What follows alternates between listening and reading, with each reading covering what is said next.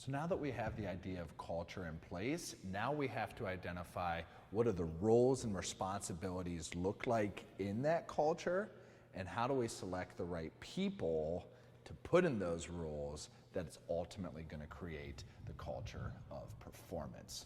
So the reason why it's so important for us to do that is when there's a mismatch of putting the wrong person in the wrong seat, that can be the wrong idea. And we've all been there where we've had some cancer on the team or in the studio that just wreaked havoc because they were not bought into what their role was or what the culture was all about. And those things are gonna be difficult to avoid with 100% certainty, but they're certainly gonna be a lot more common if we're not in the driver's seat taking control and identifying what we actually want from a cultural perspective. So let's not leave this to chance. Let's do as much as we can do to leverage these elements of what position is appropriate and the best person for that position. So first off, identifying the role, responsibilities of a particular position. In your culture, what is the right position? So for instance, if I have a football team, what do I want from my quarterback? If I have a dancing studio, what do I want from a female lead? What do I want from my male lead? If I'm a basketball coach, what do I want from my point guard? And being very clear about what it is those positions look like. And when you identify very clearly and specifically what those positions look like, now you can search for who are the right people to put in those positions.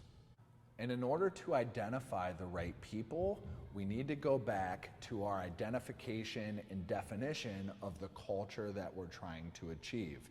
And in that Companion Workbook exercise, there are traits, there are values, there are strengths, there are words and phrases that very clearly define this is the type of person that I want on my team, in my group, in my culture.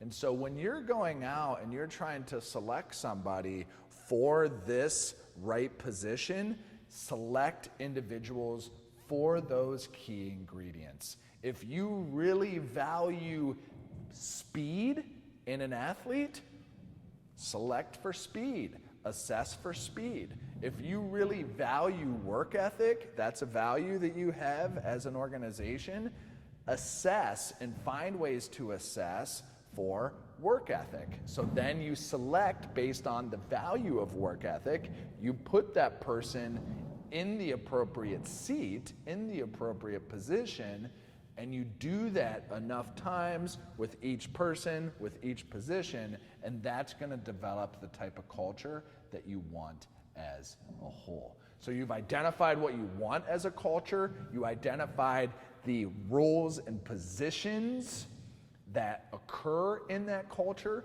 you've effectively selected people based on their alignment with those essential values, strengths, and core competencies that you then put in those positions to allow your team, group, or organization to thrive.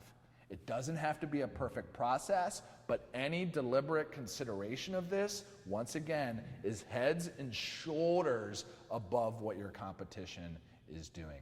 Folks, people are not thinking about this. They're not thinking about it in a deliberate way. And if you do, now, in the moment, consider it ahead of time, you're going to avoid a lot of potential ruptures down the road. So be deliberate about the team that you select and the vision that you cultivate. And if you do both of those really well, you're going to have a totally kick-ass culture.